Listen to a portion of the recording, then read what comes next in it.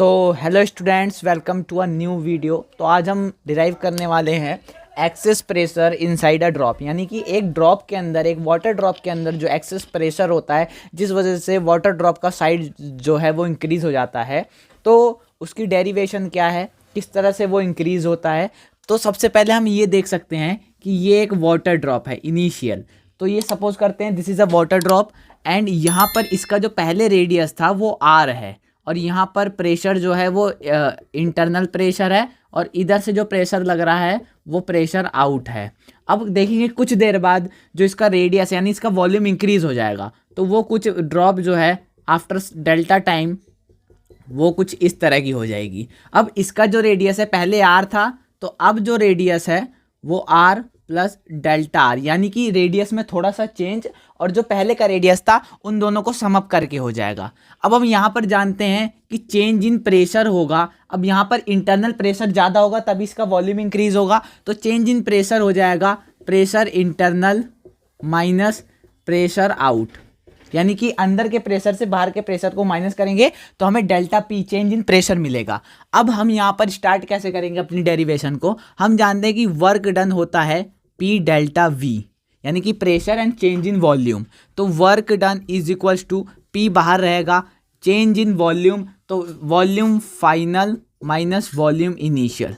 इसी को मैं थोड़ा सा इसी के आगे कर देता हूँ। तो ये P ब्रैकेट में वॉल्यूम क्या होता है, हमें पता है कि स्पेयर का वॉल्यूम होता है 4/3 पाई आर क्यूब। तो पहले फाइनल में क्या है आर प्लस डेल्टा आर, तो it will be R plus delta R का cube minus of 4/3 pi R cube. ये हमारा हो जाएगा। अब इसे हमें और सॉल्व करना है, तो work done is equals to P 4/3 pi, यहाँ पर बाहर आ जाएगा कॉमन क्योंकि दोनों में है, यहाँ पर भी है और यहाँ पर भी है। अब यहाँ पर हमें क्या करना है आर प्लस डेल्टा आर का whole cube minus of R cube. आपको पता है ए प्लस बी का होल क्यूब क्या होता है, ये होता है A cube B cube 3a² B plus 3ab², ये होता है हमारा a प्लस बी का होल क्यूब। तो यहाँ पर उसी को हमें लगाना है, तो वर्क डन बराबर हो जाएगा P 4/3 पाई ब्रैकेट में a क्यूब डेल्टा आर मतलब b क्यूब और 3a² b plus 3ab² minus of R cube. यहाँ देख सकते हैं प्लस का R cube minus R cube cut जाएगा। अब यहाँ पर हम देख सकते हैं कि जो डेल्टा आर है वो एक बहुत ही छोटी वैल्यू है और जब हम उसको उसकी पावर 3 टाइम्स कर देंगे तो वो इतनी छोटी वैल्यू हो जाएगी कि वो हमारे आर के जो आर है उससे बहुत बहुत ज़्यादा छोटी हो जाएगी। और जब ये जो बहुत ज़्यादा छोटी है तो जो डेल्टा आर का क्यूब है वो आर से और ज़्यादा छोटा हो जाएगा। तो इस केस में हमें क्या करना है, देखो इस केस में जो डेल्टा आर है इसको भी हम कट कर देंगे, नेग्लेक्ट कर देंगे। यहाँ लिख सकते हैं we can neglect delta R cube और ये and 3r delta R square, यानी इन दोनों को हम नेग्लेक्ट कर सकते हैं क्योंकि ये बहुत ही छोटी वैल्यू है। तो हमारे पास फाइनल में क्या आएगा, वर्क डन इक्वल होगा P 4/3 पाई एंड ब्रैकेट में है मल्टीप्लाई में 3r² डेल्टा आर, बाकी सब कट चुका है, 3 से 3 कट जाएगा। तो वर्क डन P 4 पाई r² डेल्टा आर, ये क्वेश्चन नंबर 1 हो गई। अब इसमें एक और हमें वर्क डन का फॉर्मूला लगाना है which is change in potential energy. तो हम ये जानते हैं कि ये तो हमारी हो गई पहली इक्वेशन जो कि ये थी। अब यहाँ पर लगाना है work done is equals to delta you.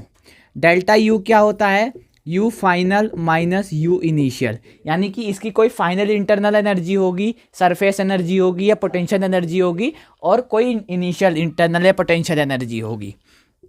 तो यहाँ पर हमें ये पता था कि सरफेस एनर्जी का फॉर्मूला क्या होता है, अभी इसी चैप्टर में पढ़ा था। सरफेस टेंशन का फॉर्मूला होता है U इक्वल्स टू SA, यानी कि जो पोटेंशियल एनर्जी या सरफेस एनर्जी होती है वो इक्वल होती है surface tension multiply by area.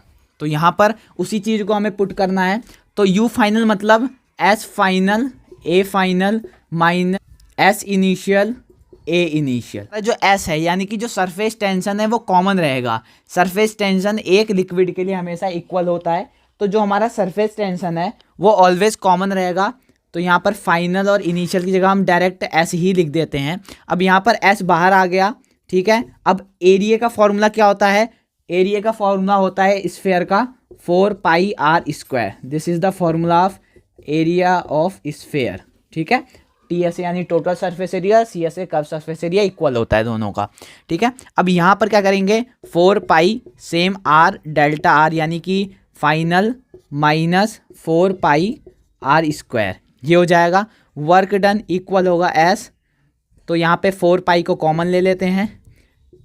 अब a प्लस बी का होल स्क्वायर तो पता है, a² b² 2ab minus of r²। r² से r² कट जाएगा यहाँ पे, और ये जो डेल्टा आर का स्क्वायर है यहाँ पर भी हमने नेगलेक्ट कराया क्योंकि बहुत छोटी वैल्यू है, यहाँ पर भी इसको नेगलेक्ट कर देंगे। तो वर्क डन आ जाएगा s 4π multiply by 2r delta R. तो वर्क डन फाइनली आ जाएगा s 8πr डेल्टा आर।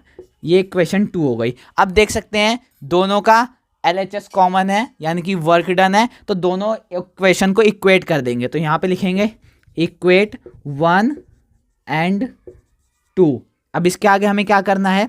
एक साइड ये लिखेंगे P4πr² डेल्टा आर बराबर होगा S 8πr डेल्टा आर के।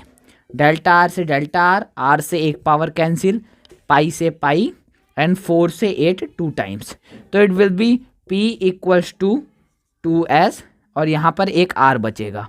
अब R को इधर ले जाएंगे तो P equals to 2S by R। It is the formula of excess pressure inside a drop और बबल। तो ये होता है हमारा फॉर्मूला, यानी प्रेशर इक्वल होता है 2 times of surface tension upon में रेडियस के। So I hope you like it. Thank you so much.